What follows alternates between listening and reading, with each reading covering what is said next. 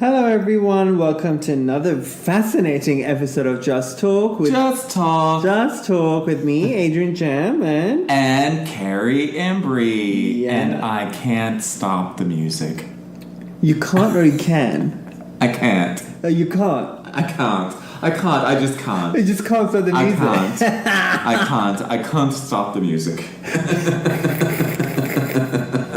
Good. Well, okay, so we just watched the second episode, season 1, episode 2 of Will and Grace. Yes. It's called A New Lease on Life. It was first aired on September 28th, 1998, and it was directed by James Burrows and written by David Cohen and Max Muchnick. Any relation to William S. Burroughs of Naked Lunch? Are they related? I don't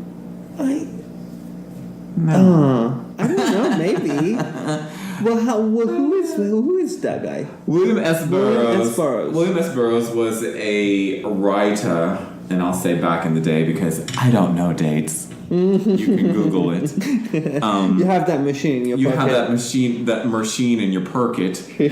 And he was best known for a book called Naked Lunch, and I know it because they turned it into a movie because I don't read either. But I really liked the movie at the time because it was just weird and weird. So was it weird? It was weird. Okay. But I really loved it because I was really into David Lynch and Twin Peaks at the time, and it kind of fit, which I still am, and I love him. And David, if you should ever listen to this, put me in something, anything. Come on, David. 2 lines. Let me carry a log. Would you work for free? I actually would. For David Lynch, I would work for free. I would work for free. I would show up on time, early, and he could wrap me in plastic. Work for free. So that's one thing. But anyway, no. Yeah, William S. Burroughs wrote this book called Naked Lunch, and it was kind of a representation of, how can I say it? Like relationships and fear and paranoia and all those good things that you want in a movie. Mm-hmm. But he was an interesting person anyway, because if I remember the movie about him correctly, he was actually queer. He was gay. Oh, William S. Burroughs. But I think, if I'm not confusing him with someone else, I think he had a wife at some point, and like when they were in Mexico, he accidentally shot her. Oh, because he always carried a gun. Accidentally? How do you accidentally shot someone? I don't know. I wasn't there. Oh, okay. You know, the same way when people say, you know, I accidentally fell on that dick. I don't know. I just accidentally fell on it. And now I'm pregnant. It's never. Oh my goodness. But look up William S. Burroughs. Look up Naked Lunch, the book and the movie. Really, who was in that movie? Fascinating. Anybody that would know? Probably, but I can't remember. Okay, that's good information for everyone. So, anyways, it was directed by James Burrows, and it's a funny episode. It's cute. Yeah. It's so we started the show with Jack. No, not Jack. No, Will. And Grace. Will and Grace. That's the show. Yes. What's the show? Jack and Karen. Jack and Karen. That's the spinoff. You know, actually, they were supposed to make that spinoff, but after Joey flopped, you know, Joey from Friends. Yeah.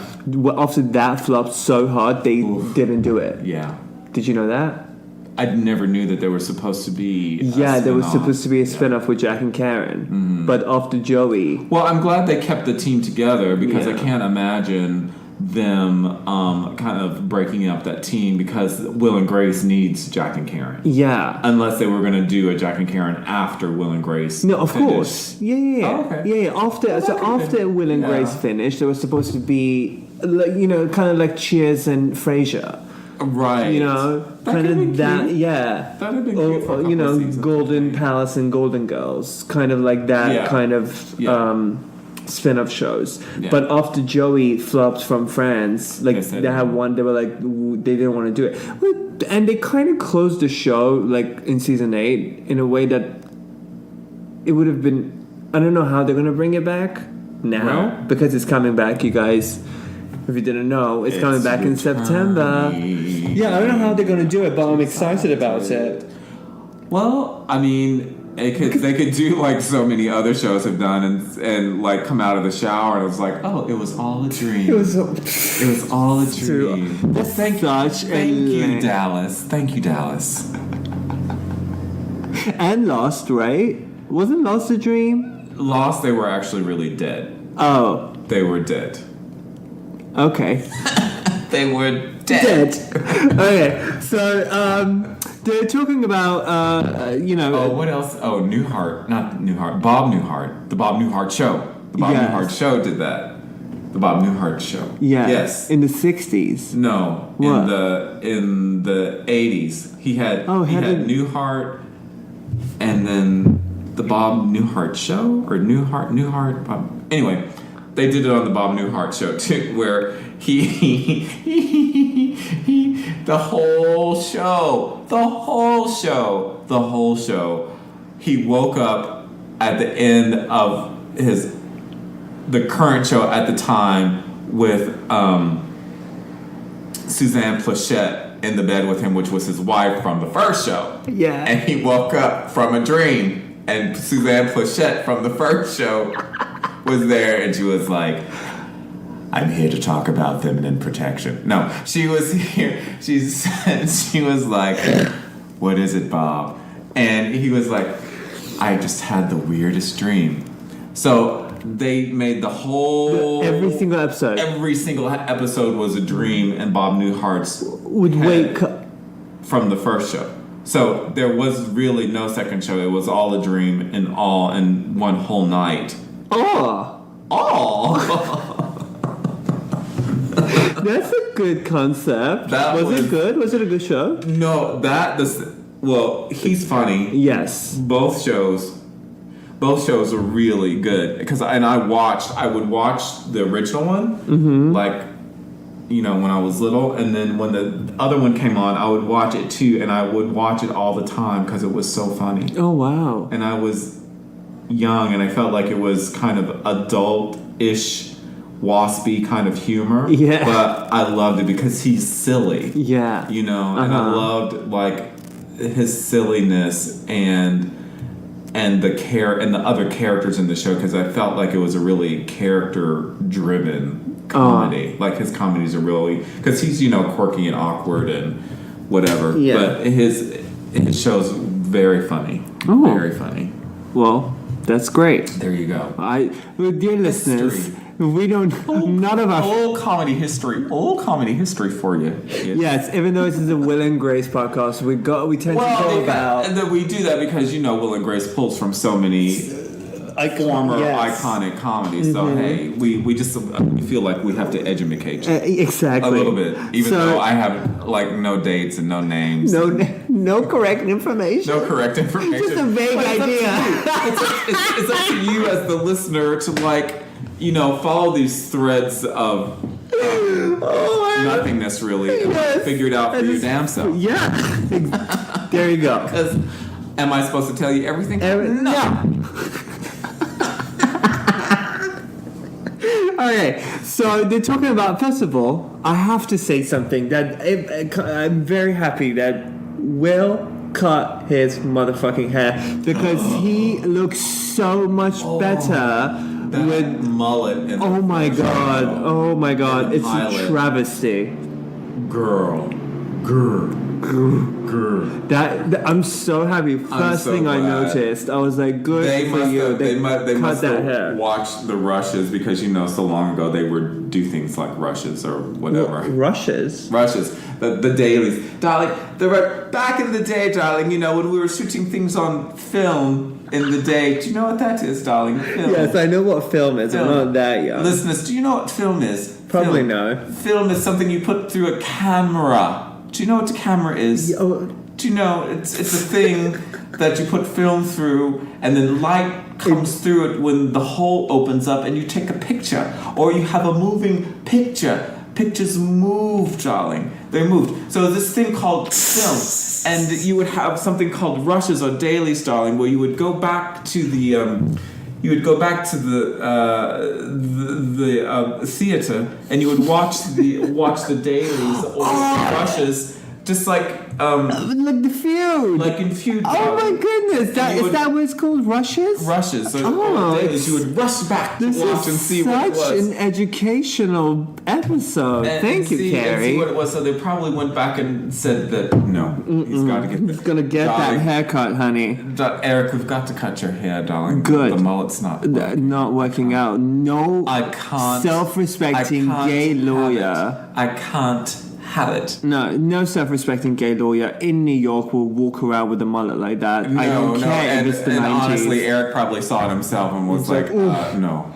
Oh, no. Anyways, that's the first thing I noticed. And then Grace looks really great. She looks so cute. Well, I thought, and then speaking of hair, when she had her hair up in this episode, I was like, she's very Lucy right now. Mm-hmm. Very Lucy. She gives you Lucy. She gives you Lucy. Because she had it pulled up and curly, and she had like the little pompadour thing happening in the front, like Lucy would do. And then, of course, her hair is red, and Lucy's hair is red. And they just and they both had those large eyes. And I was just like, that's so Lucy. Yeah. And so they're talking about Susan Lucci.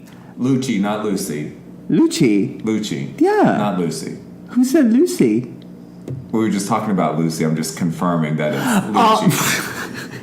La Lucci. Dear listeners, I had 2 hours of sleep last night.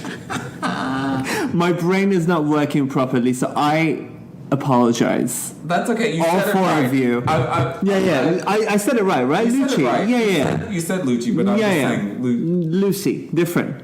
Not Lucy, but Lucci. Yeah, Lucci. Susan Lucci. And, and there's another person that's been nominated for 18 Emmys. Who that? And just recently won. Who that? Amy Poehler. Did you know that? Yes. Oh. Amy Poehler has been nominated 18 times until last year when she won for the first time with Tina Fey. She hasn't won her like a regular Emmy by herself either. What? Yes, isn't that fucking crazy? So what has she been nominated for? Oh my god, everything. She was nominated for SNL. Yeah. And she was nominated for... Are these writer nominations? And acting nominations. Acting? Yeah. Best and female comedic actress. Yeah, exactly. On TV. On TV show.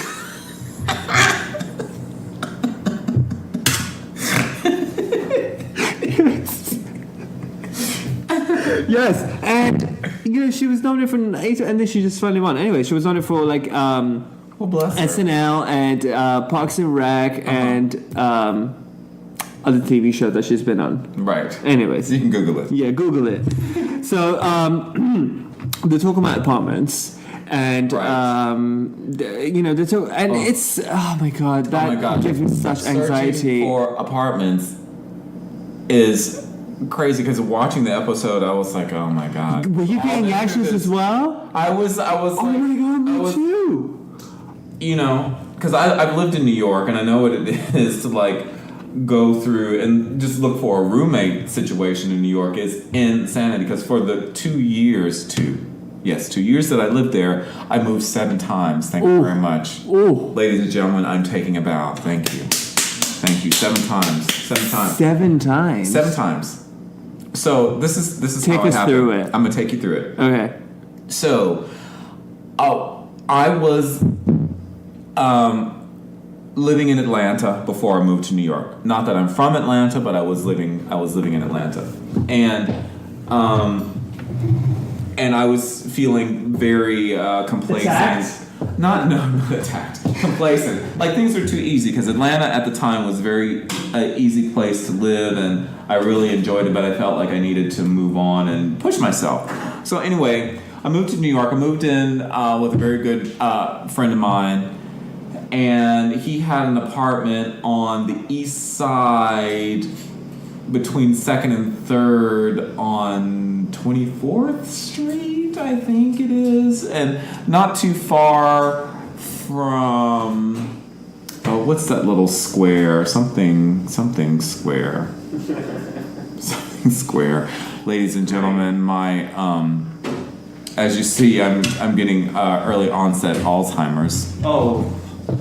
But anyway, it's no, not Washington Square. What is it? It's a famous square there in New York, and you have to have a key to get in to the park, and all the brownstones like face the park, and you have to have a key to get in. It's very famous. Anyway, we lived not too far from that. It was kind of down the way from that, and like there was a Gristedes up the street. Oh God, I remember all these other little random things, but I can't remember the name of the park. Anyway.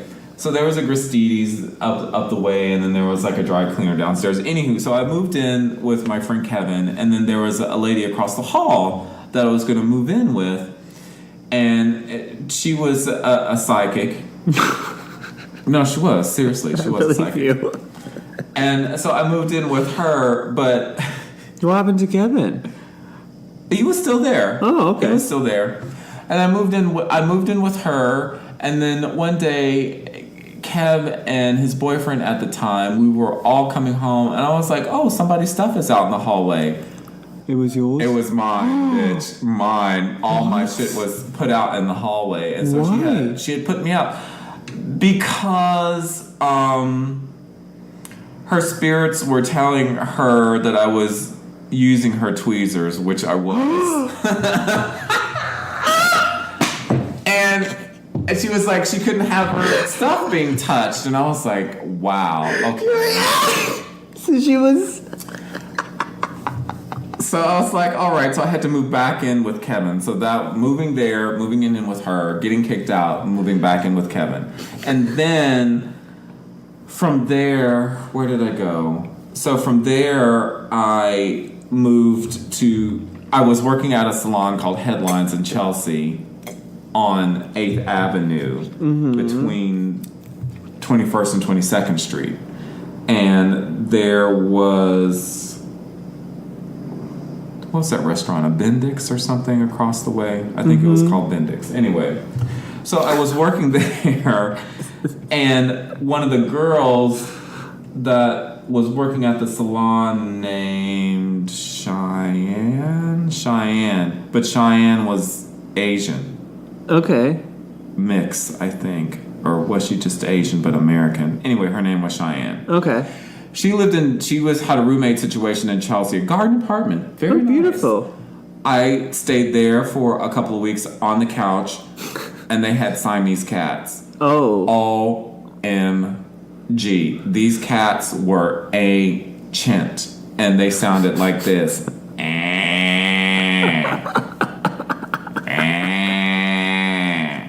So I'm sleeping on the couch in a Chelsea garden apartment with two old Siamese cats going, That is in the middle of for you. Horrible. Oh my God. And in the middle of the night, they would get up and go to their kitty litter box, and the kitty litter box was one of those animated boxes. So the animated kitty litter box, because it was self-cleaning, animated. It was it was a cartoon box. It was self-cleaning. And so the self-cleaning kitty litter box would be like, in the middle of the night. So between the cats going, and the kitty litter box going, self-cleaning itself, I was like, fucking A, are you kidding me? And then finally, I moved again to the Upper West Side. And that was nice because I was on Amsterdam between 72nd and 73rd. Somewhere up there. Very nice, very posh darling. Sounds like it. Very posh. And I wasn't too far from the Alexandria building, which was very swank. Yes. And I dated, air quotes, people, dated someone in the Alexandria building, and I'm not going to say who it is, darling. Tell me later. Just air quotes, darling, because I dated him. He fell on his dick. He fell on your dick. I accidentally choked on his cock, darling. Accidentally. I accidentally. Of course, this is an accident. You know. But anyway, so Upper West Side, and then from there, I moved to South Korea for 3 months. Oh, yeah. Because I was dancing, darling. I was a dancer. Can you imagine dancing? No, I can't. I've never seen you dance. You're so demure. I was tap dancing in South Korea, darling. Believe it. Believe it. I was tap dancing. That is in South alive. Korea. And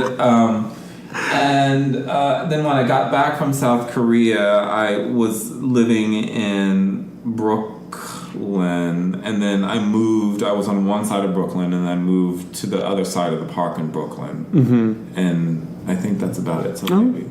Anyway, enough of my history. Let's talk about the show. 25 minutes. 25 minutes later. Isn't this a Will and Grace podcast? Oh my goodness. Oh yes, it is. What am I listening to? Is this some kind of freak out? We are like that though. We tend to go on tangents and we just like talk and talk and but like we come back around. Yeah, we do. Business of things. So the anxiety that I also felt when she was talking about she's not looking for any apartments and stuff like that. And after a separation. Yeah, oh my goodness, I can't even imagine. I've only gone through one breakup, and thankfully he had to move out of my house. Thank God he had money and was able to move into a nice place of his own. Yeah. And not have to be like pushed out or whatever. Yeah, I mean, yes. But so Grace is kind of throwing hints and stuff that she wants to move into Will's apartment, and Will saying no because they're grown-ups and they have to live on your own. Yeah, which I don't particularly agree with, because if you have that connection with another human being, like it's so much deeper than being a best friend. It's sure I understand what you're saying, but I get Will's perspective too, because it's like you want to be independent. You want to be independent people. You want to try and live a life that isn't so interdependent on someone else. And I think in our first podcast we talked about how kind of needy they are with each other, and how so on a logical point of view, it's better for them to stay apart, but as an emotional wreck like me, like I would love my best friend to live with me, and so I can just be like, oh, right, but your mother's trapped in Iran. She can't get in. How do you know I was talking about my mom? Oh my God, I swear to God I was talking about my mom. Our dear listeners, my mom is my best friend. She is lovely, and I love her so much. But she's great. There's a ban on Iranian mothers. Just the mothers. Just the mothers. Oh God damn it! If you're a sweet, loving Iranian mother, you can't come into the country. No, you can't. But and then they decide that Grace needs to look for an apartment, and that's it. And then the next scene is Jack, and honestly, she is. Jack McFarland, it's like, yes, this again, this is, we're only second episodes in, but you can have a character on a script, and that character can be the best character in the world. But if you don't have the right person to perform it, that character will not come to life. Sean Hayes does such an amazing work with character of Jack McFarlane that is just so brilliant. Even when she's making the snacks and she's singing, blaming on the bossa nova, and she's singing the bossa nova. Oh my God, it's so brilliant. Even it's just like, I'm not Tex-Mex. Oh my God, garlic jazz. And it's so We'll good. have to have garlic jazz for the next part. Yes, it's so brilliant. I'm like that. Even with like 10 seconds of screen time, like I'm already like falling back in love with that character. Right. Like that. Like Sean Hayes is so amazing. Yeah. Oh my god. I wish we could get him on this podcast. Like we probably can't. But how amazing would it be if we just like get Sean Hayes to like for an interview? That would be a special show. Sean, darling. That would be a special show. Anyways, so I can't even remember what that episode, like that scene, was about. All I can remember, it was about garlic jazz. Yes. And it was about they hadn't gotten to the point where Grace was moving in, but it still ended up being about, I think, Grace ending. But it was just setting up It was setting up the relationship of them again, but living together. Yeah. Now that they're living together, and that Jack is a hot mess and is keeping Will up at night. Yeah, because that Dolly dude, something like that. Yeah, Dolly dude. Oh my goodness. So, and then I love one of my favorite children. At the time when the show was made, there wasn't such a thing as a grinder. And what? So, grinder. There was no grinder? No grinder, darling. What? No grinder, darling. You had to go on what they call a telephone that had either a rotary dial or buttons that you actually had to push in. Who is this? What's going on? What's happening? It's a telephone, darling. It's a telephone you hold in your hand that's attached to the wall. Or there was a set, and you could have part of the phone in your hand, and then part of the phone was stationed and plugged into the wall, children. Believe me. Believe me, children. And you had to dial up a number to get sex, to talk to someone on the other line. You couldn't just go through your little cell phone and swipe right. Is that how you do it, darling? How do you do it? I don't know what this grinder is, darling. The only grinder I knew about was we had it in the kitchen and we put meat through it. We had those as well. No, like Grindr, just go on like the profiles. It's there's no like swiping. That's Tinder. That's Tinder and Bumble and all those fantastic other online dating. You know, Bumble is a good hair product. Yep. So that's that. So, anyways, next scene, Grace and Karen are talking about apartments, and one of my favorite jokes in that scene was when Grace was like, "Oh, I need to look for apartments and stuff like that," and then Karen was like, "So why do you have to move out? Why not Dan?" Mm-hmm. And then she was like, "Well, the rule of the breakup. Whoever breaks the marriage up has to move out and blah blah blah." And then Grace goes, "Karen, I'm not gonna just marry somebody for an amazing apartment." And Karen's so mystified. She's like, "Yeah, that would be terrible." Because that concept, delivery of that is like, of course I would marry someone for a good apartment. The concept is so unknown and foreign to Karen. It's like, isn't that why you would marry someone for a nice apartment? Nice apartment? Yeah. Isn't that what I did? For my yeah. And then, oh my god, and another fucking amazing joke in that one was, Karen, I want to marry the one. And she's like, yes, honey. How is it going to get to twos in a second?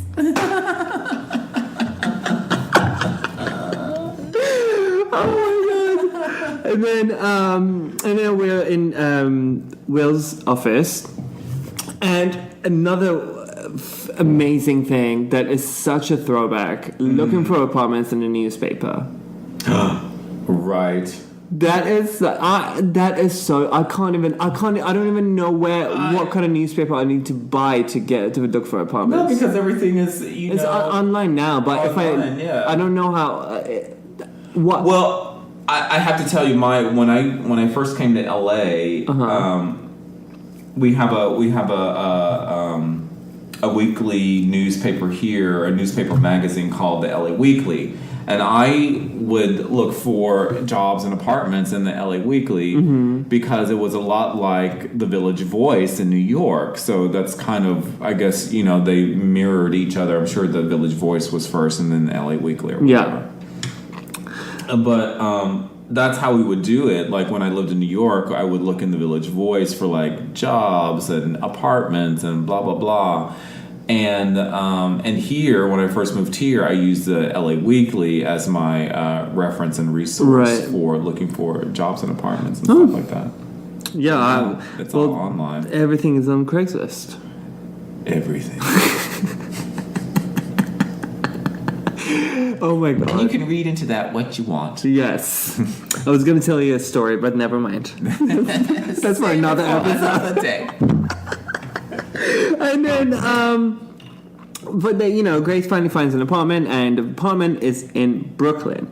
And how funny it is that in 20 years, Brooklyn has become... Like it was such a oh my god, the place. But like back then, they were completely like, you're moving to Brooklyn? Like that is crazy to like what? Like who moves to Brooklyn? But now it's like the place to be. Like nobody wants to live in Manhattan anymore. Right, because it's too fucking expensive. Yeah, but even if you had the money, like even like as a cool young person, because now, Brooklyn is fucking expensive. Now it is. Yeah. When I moved to Brooklyn, I was right off the L train, like the first stop off the L train going into Brooklyn, and like a couple of blocks down from the stop, I was like living in a slum tenement. It was model housing, but a slum tenement, and it was crazy. And it was at the beginning when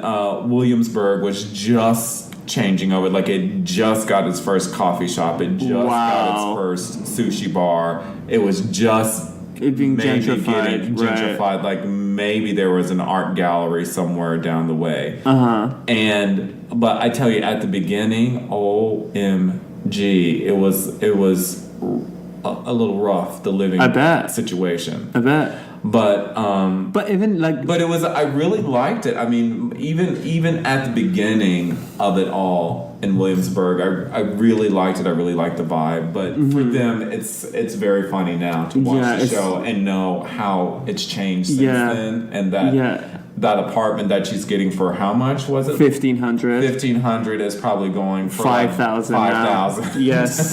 Oh my goodness. Oh my god. $1,500.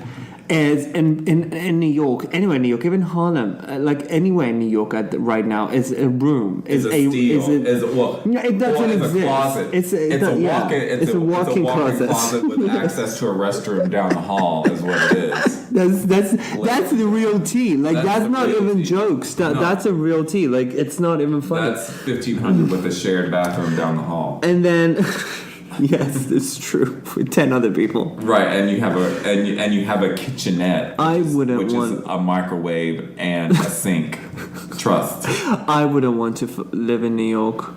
No, even with like I couldn't. Oh my god! I was just watching this this TV show about male models online on YouTube. Oh. And they were showing one of the male models' apartments, and I kid you not, Adrian, it wasn't even as big or as wide as your kitchen. Like the guy interviewing him could put his arms out and was inches from touching either side of the apartment, and it was just one room, 2 people, and had a loft that was basically like a shelf where the other person slept, and then they had a futon. Oh my god, that model slept. Iconic. And I think they had a bathroom hidden in there somewhere. Oh my god, that sounds horrible. Oh my goodness. But in New York, the cold and the people and the aggression. It's like in New York,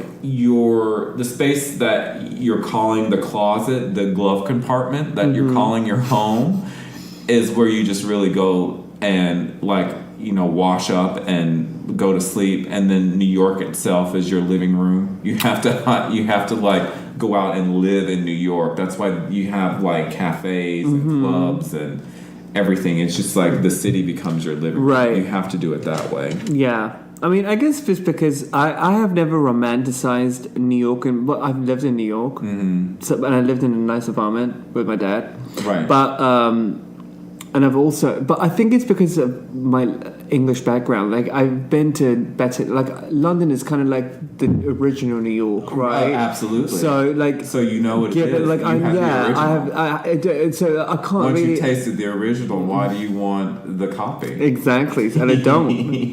And I honestly, and you don't even like the original. No, but.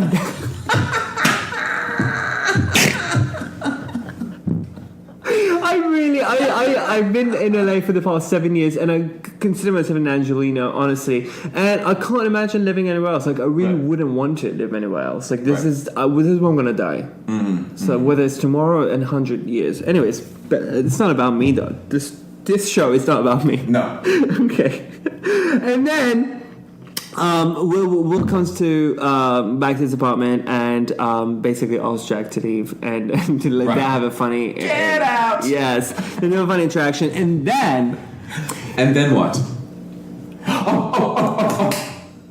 Legendary, iconic. Oh my god, this is so. Even like you and I both gasped. Like yeah, like because we're realizing this is the first time they're meeting. That Karen and Jack are meeting. Oh. Holy Mother of Jesus. This is where history was made, kids. Magic. Oh my goodness. Magic. And it's just so, and even from the first second. So basically, let me paint the story. Jack wants to... Walk us through. Yes. Take it easy. Don't rush it. Jack wants to go. Well, Jack wants to tell Grace that it's not a good idea for her to move into Will's apartment, and goes to Grace's office. Yes. And Grace isn't there. Grace Adler Designs. Yes. And he goes in, and Karen is there, and he is immediately just like. Infatuated by her, because they have spoken on the phone before, but they've never met, so they're meeting for the first time. Yes, and they're like, he's immediately infatuated, like, and kind of like just drinking her, and worshiping her in every sense. It's like tits, ass, dress, shoes, everything. It's just like he can't even handle himself, and Karen is just drinking it up, and she's and I love how she's flirting with him, and just kind of like, she's like, what is this? What's going on here? Yeah, and then she's like, and then he's like, oh my god, you're so fabulous, and then she's like, oh, what are you talking about? And then Benzo's like, yes. It's so brilliant. Yeah, it's so brilliant. Oh my goodness! And then so funny. Oh my god! And then like the belly touch was just so genius. And actually, like that's a real thing that Max Muchnick used to do with one of his friends. So that's how it came up. Right. Like they touched their bellies. Yeah. That's so. Oh my god! They're so brilliant and they're so funny. And the cat. Oh my god. That's something interesting that you bring up, because I wonder how many like little actual personal touches that Max wrote into the show. A lot. So, and I think that's what makes the show so amazing, and like things that you wouldn't necessarily have seen before, or what make the character so fun and interesting. That and real. So much real. Like little quirks are brought in to create those characters. And it's just so it's brilliant. And so they kind of start like after the initial meeting, they start talking about how Grace can't move into Will's apartment, and they kind of want to stop that.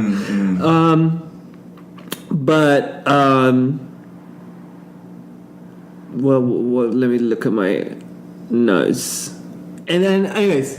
So that's it. They can't really do anything about it, so they're just talking to each other. And then we're back in Grace's new apartment, which, by the way, in Brooklyn, which is huge. It's a fucking mansion. Like and that. We're not even seeing the bedroom. No, it's just the living room and a glimpse of like a kitchen, maybe or something. It's just it's huge. And bitch has like fucking like what you call wall to wall windows, like a big like French door windows or whatever. It's crazy how big and opulent. that apartment. Opulence. She owns everything, She darling. owns everything in that apartment. Yeah, and one of the things I noticed was like, holy shit, like she has such ugly things for an interior decorator. Like everything was so hideous. Oh my god! And then basically, they're talking, Will and Grace, and they're just chatting, and Will tells Grace that he wants her to move in. Yeah. And they kind of go back and forth on how this is the right thing, and now it's kind of the same thing that happened in the last episode with the wedding thing. That they're talking about something. Will is the Will wants Grace to do something, and then Grace does it, and then Will changes his mind, and then Grace has to persuade him to, right? You know what I'm saying? Yeah. I'm not being very clear. Like it's kind of like the same. It's formulaic. A tug of war. Yeah, it's a tug of war. They continually are pulling at each other. Like, do it this way.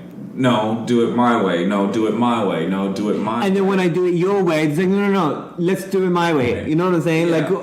Anyways, it's kind of like I was like, oh, that happened last episode. But anyways,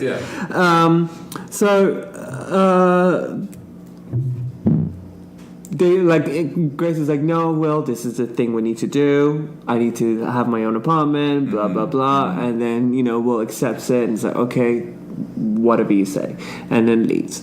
And then, like the next scene, Will's eating cereal or something, and then Grace not Karen, but Grace comes just trotting in with her a luggage bag and a suitcase. Yeah.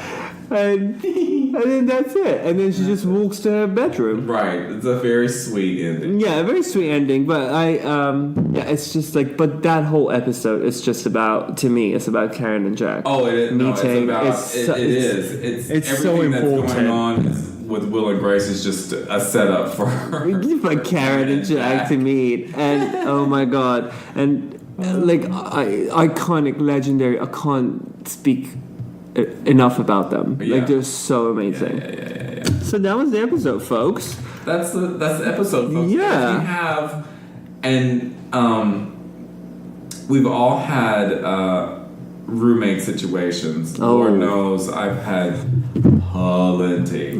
And some have been really fun, and some have been a pain. Mm-hmm. And have you ever lived with anybody outside of your parents? Yes. Oh, you have. I have. You have. I have.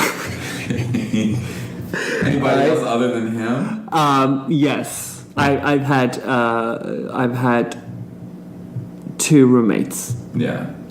One was the first apartment that I had in West Hollywood. I was sharing it with a 30-something-year-old man. Right. And I actually met him on Craigslist, but not in the personal section. In the apartment section. You're actually roommate section. But and no air quotes, people. No, real roommate. Roommates. Yes, no, there was nothing. He liked Asian guys. I'm far from an Asian guy. So yes, yeah. So, but no, but that was. It was a weird time for me. It was a transitioning time for me. Oh. I was going from a sober person to a drug addict. I was transitioning.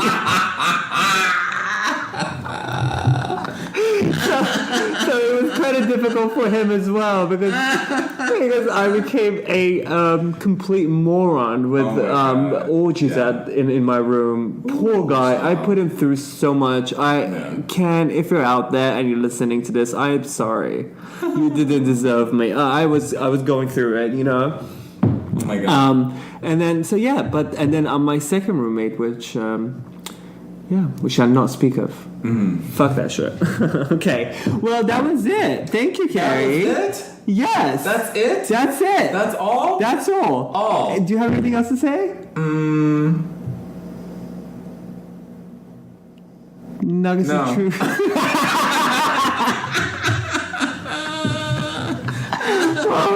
Great. That's all.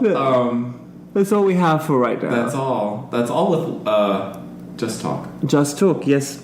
All right. Until next time. Until next Bye. time. Rue does that though. I can't do. We can't have close the show like Rue and Michelle. No, well, we need to come up. We need to come up with a real closing. Do you want to say it in Farsi? Sure. تا دفعه بعد خدا نگهدار. What he said.